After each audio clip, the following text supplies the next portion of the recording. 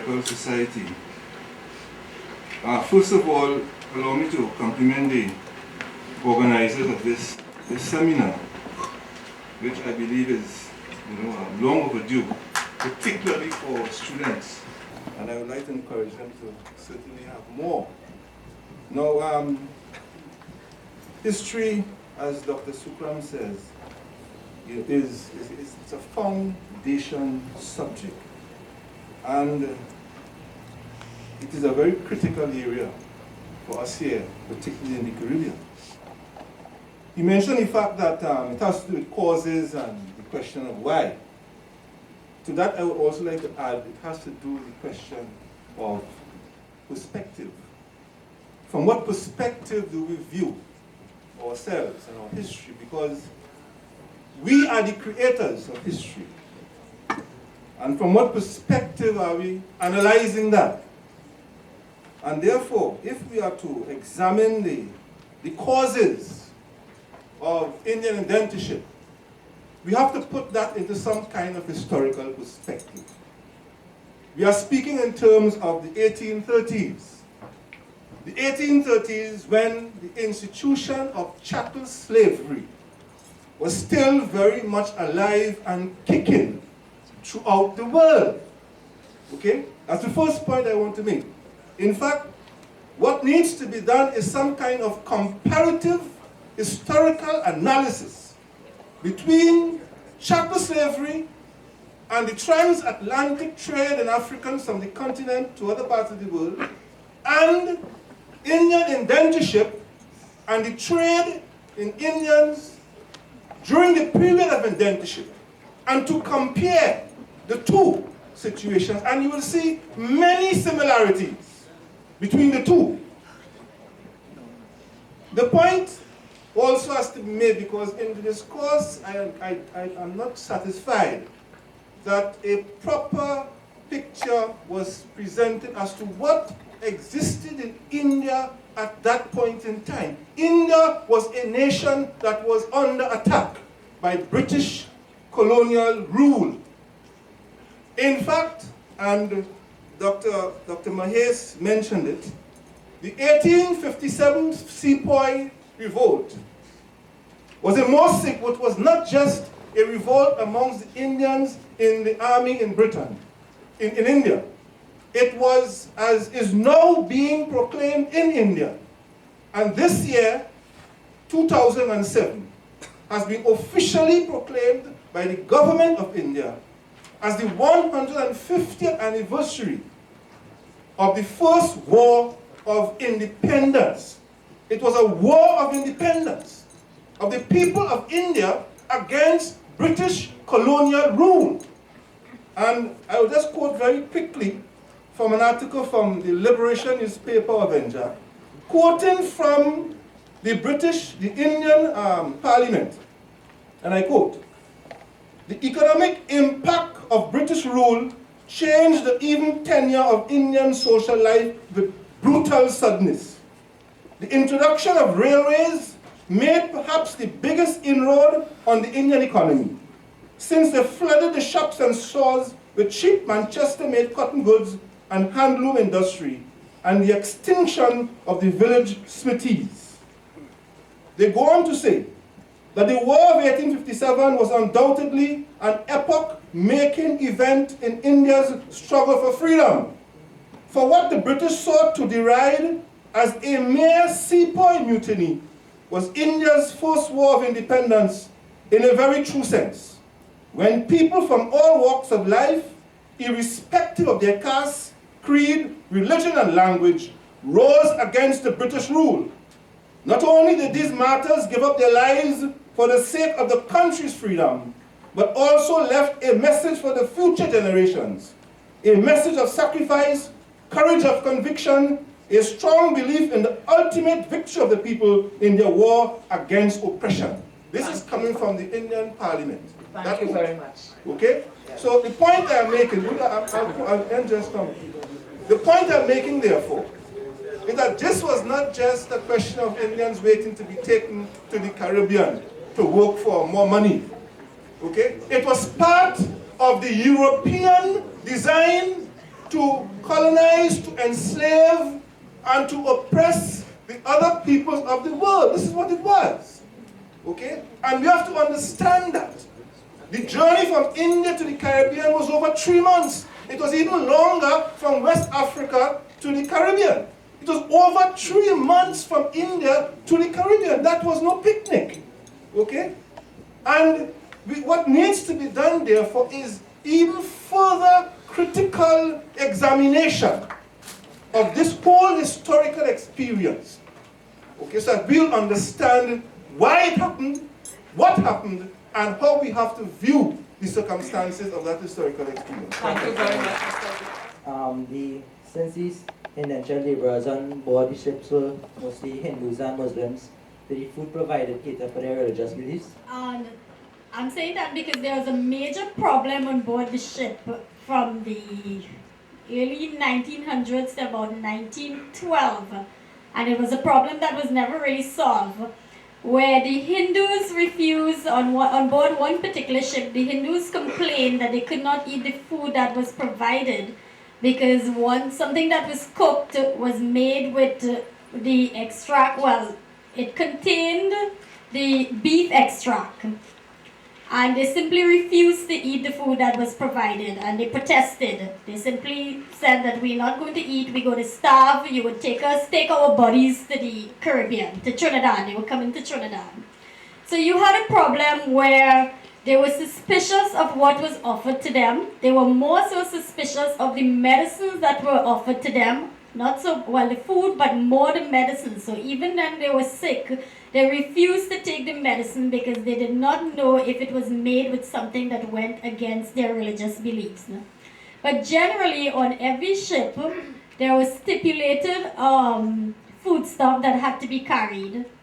And there was stipulated amount, quantity of food per immigrant that was supposed to be provided per immigrant. And generally, those are supposed to cater to both Hindus and Muslims. But we did have periods, or we did have incidents where that did not happen, and there were major problems. As I started off saying that problem was not solved. From 1900 straight on to 1912, the medical officer on board the ships kept writing to the government of India and to the British Imperial government asking for a different kind of medicine and a different kind of foodstuff to be used. And even to the end of indentureship in 1917, we did not see anything different was introduced. In the whole process of control, even the food and medicine that you implement or you administer to people can be used as a tool or mechanisms of control. And for example, with the food, while they may have stipulations of what should be fed or should be carried on the ship, sometimes it's just only simply a bowl of rice that each person was given. So it's highly lacking of the vital supplies, as we will say. In addition, we question, or I will as an individual question, how much did the transshippers really was concerned about what kind of food they fed them. They looked at the most economical or cheapest form of food to give these people, because at the end of the day, it was a conflict where, or it was relations of power taking place in which one was controlling the other group. And if it is a beginning, as we always see the Middle Passage can be compared to the process from India also to the colonies, that was part of the process of creating a new being, a new person, which the British authorities could fully control. I mean, we have several different schools of thought in history, and that is why history is so exciting, because there are so many different views, which you could actually argue in very strong positions because of the evidence and how you interpret evidence. So that's a point we should note. My name is C.D. Watson from North Girls High School, and I was wondering if you could outline some of the conditions on the ships itself in comparison to the transatlantic slave trade in terms of the treatment by the British officials and like the humane conditions on the ships. Okay, well, there would be similarities and differences. And one of the best example of a difference is that on the slave ship, there was total control of the laborers' bodies. as in no, the space to move around was limited. On the indentureship, however, the Indians were allowed to move around. Okay, they were allowed to come on deck at stipulated times. They were given space where they can practice their religious or cultural practices. They were also allowed to cook their own food. So you had that major difference occurring. The second difference was in terms of space allocated per indented labor. Okay, the slave ships were packed. The indented ships were also packed, but because the government of India and the British Imperial government were being closely watched by humanitarian groups such as the British Anti-Slavery Society, they had to be more careful of the extent of overcrowding that occurred. So that's the second difference. Well, just one of the differences in terms of the transatlantic trade in enslaved Africans. The Africans would have been shackled, and that was definitely not part of the transportation of Indian indentured workers. In terms of the whole notion of people subjected to violence, this would have occurred on both journeys. Professor Vereen Shepherd has a book out called Maharani's Story, and it narrates the story of an Indian girl who was raped aboard ship. And so these sort of violence against the person's body were things which were not unusual. And I think on the Indian ships there was, you could not travel without a doctor. And that was an important difference. On the ships carrying Africans, sometimes you would have a doctor, sometimes. And especially in the earlier period, you would not have had that. And of course, the distance, during the period of indentured labor, you actually had a period where you had steamships, which made the journeys even shorter than in the earlier period where you had Africans being transported. That's why you could have had a ship from India to the Caribbean taking 2 months, whereas one from from Africa could actually take 3 months. I think one of the other things that we need to note is that because Indian indented labor or the indentureship system was implemented after African slavery, you had the British Imperial government being a little more cautious. They didn't want the British Anti-Slavery Society in England to be comparing, to say that Indian indented labor was just another system of slavery. And also by the end of the 1800s, by 1819, 1900, you had a lot more watch being placed over indented labor. So the British government, the government of India felt that they had to regulate the system in order to continue the system. That as long as there were, let's say, high mortality rates on board the ship, or as long as there were complaints from the indented laborers on board the ships, then the system would be threatened. And that would be the end of the system. So they were very cautious about the conditions that actually existed. At the same time, that doesn't mean that everything happened in a very nice, comfortable 5-star ship. One clarity, please. Chattel slavery was abolished through the British Empire in 1834. It was abolished in the French Empire in 1848. In the Dutch Empire in 1862, on July 1st. During the American Civil War, 1860 to 1865, chattel slavery was then abolished January 1st, 1863, by the proclamation in the United States. In the Spanish Empire, it was in 1876. It was only and finally in the Portuguese Empire in 1888 was chattel slavery finally abolished. So it is not correct to say that slavery was abolished worldwide in 1834. That is not historically correct. We are emphasizing on the British. No, so I'm making a historical observation, okay? So that the indentureship began in 1845. in Trinidad and Tobago, when slavery was still in existence in the Dutch, in the United States of America, in the Spanish colonies, in the Portuguese colonies.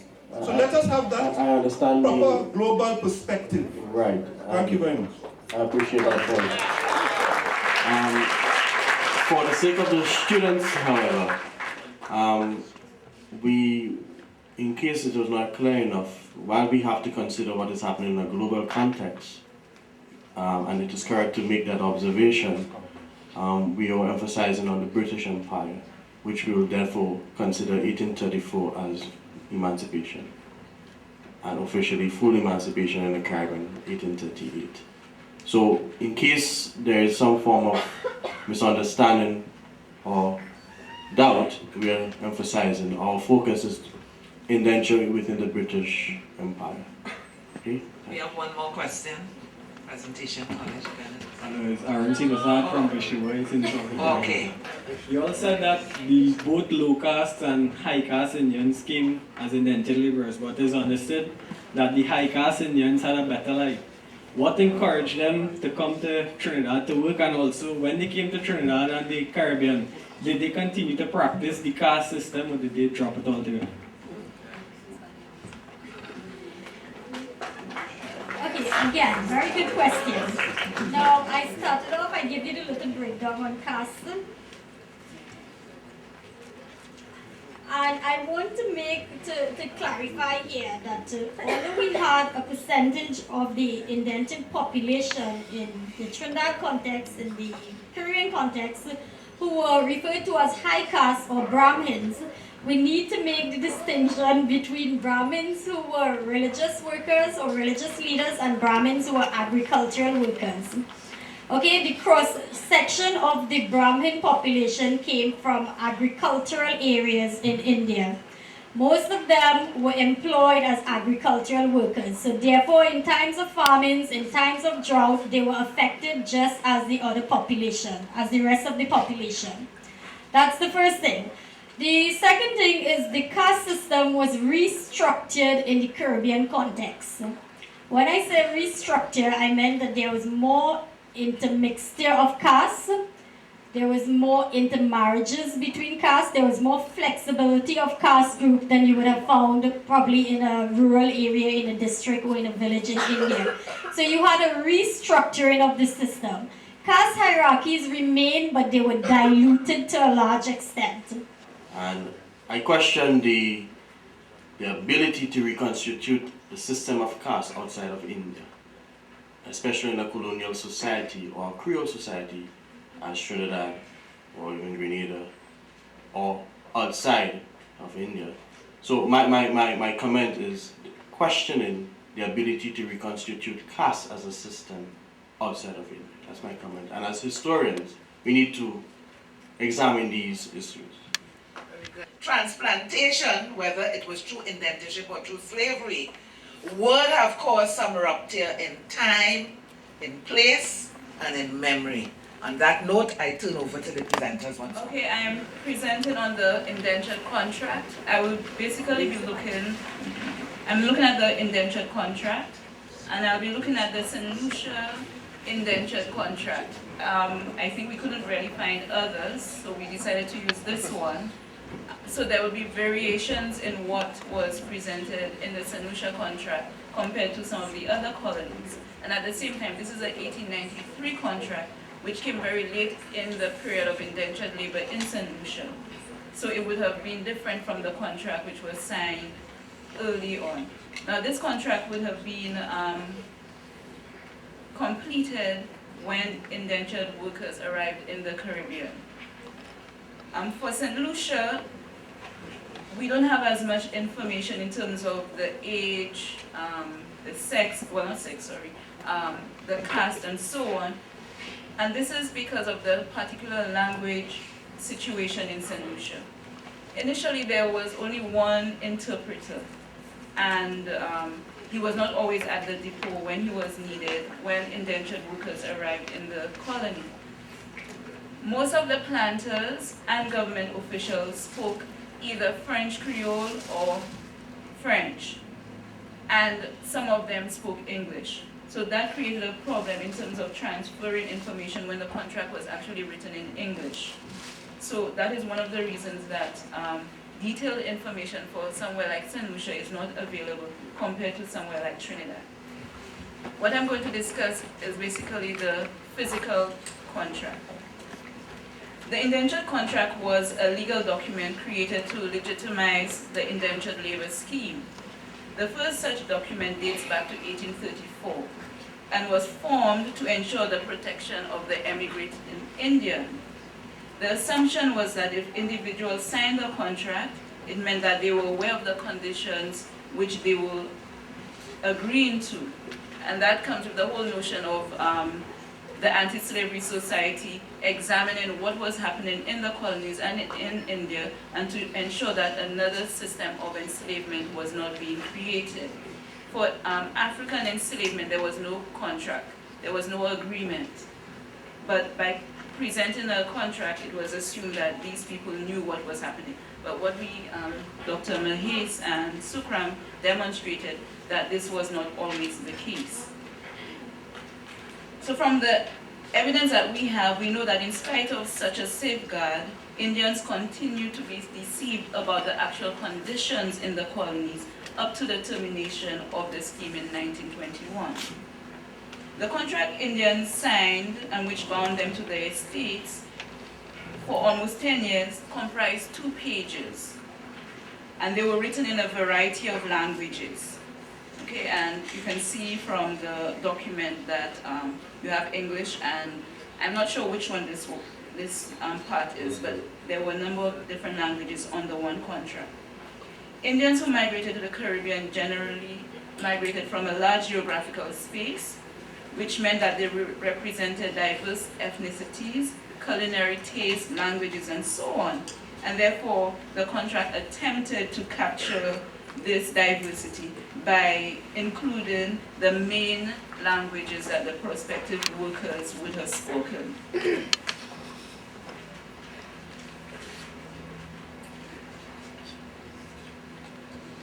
Okay, and the languages that were included in the contract were English, Hindi, Bengali, Urdu, Marathi, Tamil, and Telugu.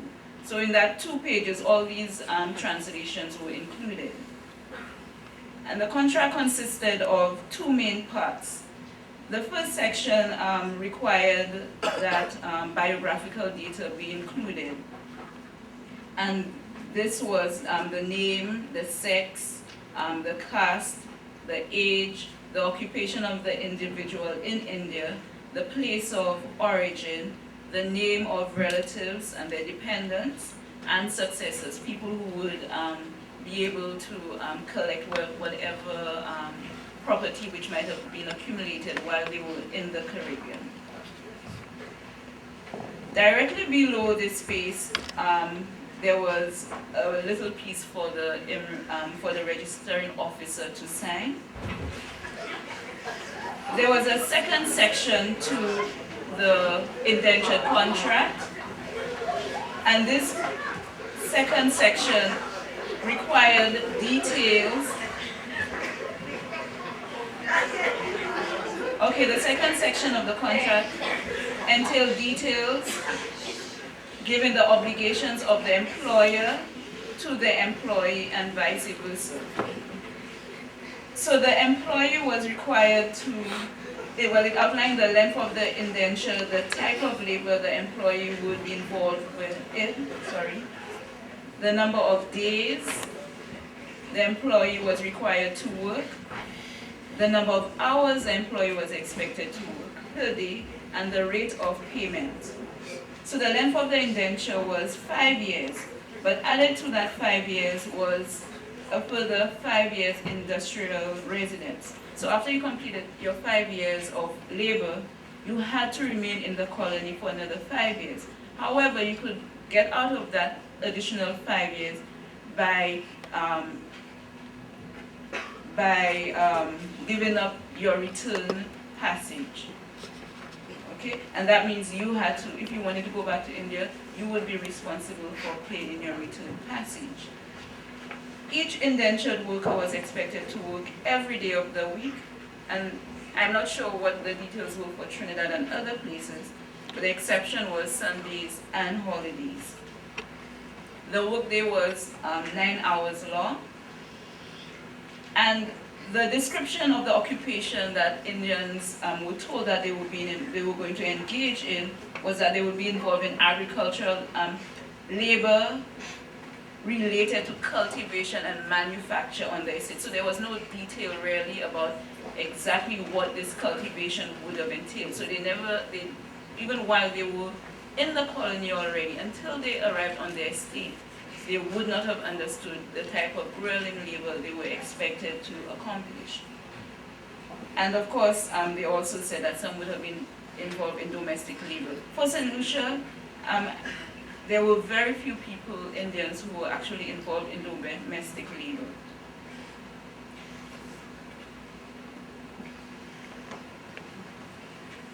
Okay, the wage offered in St. Lucia was 1 shilling. But this is what was offered to males. Females were entitled to 10 pence, and then they might be able to work up to 1 shilling or more than that. For Trinidad and British Guyana, where wages were higher, it was, I think for Trinidad, was 1 shilling 2 pence.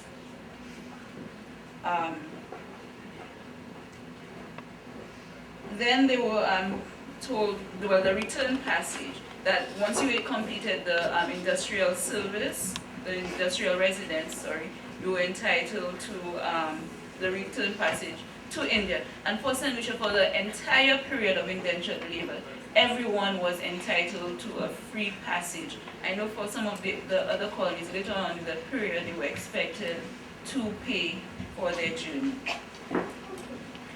Also included in the contract was rations. Now, initially, rations was not included in the St. Lucian contract. The rations was a food stipulated that each immigrant was expected to be given. But in this particular contract, it outlined that an immigrant was supposed to be fed for 3 months. And the planters did this because initially, when Indians came to the Caribbean, and in St. Lucia in particular, they were not familiar with the types of foods given. The food that was given was of a Creole diet. They didn't know how to prepare it, and they were reluctant to eat it, even if they were shown how to prepare it. So a lot of them starved and so on. To make sure that the indentured population was able to work, planters decided that they wanted them to be fed, and that would enable them to perform the work. Also included in the contract was the type of housing that should be provided to Indian immigrants. And this is the description that was,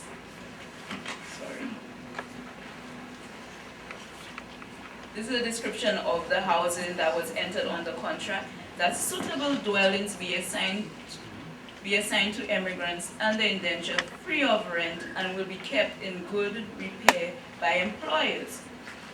Later on in my other presentation, I will speak directly to whether suitable dwellings was provided.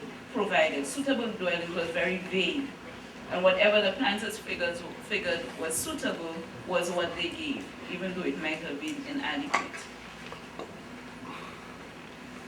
Planters were also required to give free medical care, and this was all that was said in the contract, provision of free medical care. So as you can see, the contract itself was very vague, but accompanying the contract was the immigration law, which was a little more detailed, but Indians themselves never saw this law. So in many ways, planters could dupe them while they were on the estate. Okay, so that's the end of my presentation.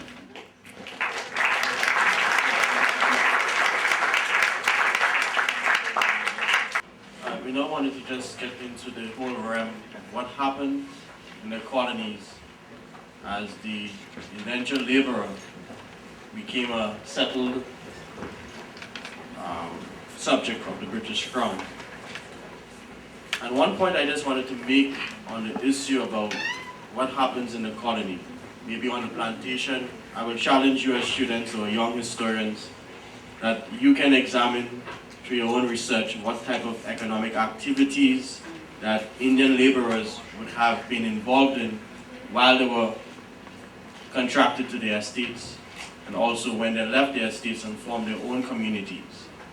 But at this time, I just wanted to make one point regarding a generalized statement that is often made in Trinidad and Tobago that is connected to the indenture contract. That is, that clause that says, in lieu of the return passage, you will receive a plot of land, whatever size agreed upon. And often, it is a popular opinion in Trinidad that Indians were just granted land once the indenture contract was finished. And I want you to know that this is highly questionable. In fact, it is incorrect to believe that. As we investigate, you will find evidence that suggests strongly that out of that 143,000 plus immigrants of Indian origin who came to Trinidad, a maximum of maybe 3,005 received actual land in lieu of the return passage. 3,005, let's say, push it 4,000. And the overwhelming majority, or 90% of that, whoever settled in Trinidad after indenture, bought their lands. Of course, some squatted. But the whole opinion that, or the perspective that people were granted land is not correct. It was not correct to a large extent, because only roughly 3,500 from that 143,000 actually were granted land. And from those who were granted land, out of that 4,000 or 3,005, if you were Hindu or Muslim, in that period you received it. When you died, the state got back the land, because if you were married to children, the state did not recognize those marriages, and therefore the land went back. So to continue or to keep the land within the family, you had to be Christian. Okay, and I just wanted to throw that point out there so you can run with it. And let me just put in a little extra from what Dr. Sukran said. Now, the opposite happened in St. Lucia. Indians actually were always given land, but they actually refused the land because they also had the option of taking 10 pounds rather than the land. And the land would have been stipulated by the government, where the government wanted you to get land, that's where you had to take the land. So Indians in St. Lucia, there was no case of Indians taking land in St. Lucia. All of them took the money.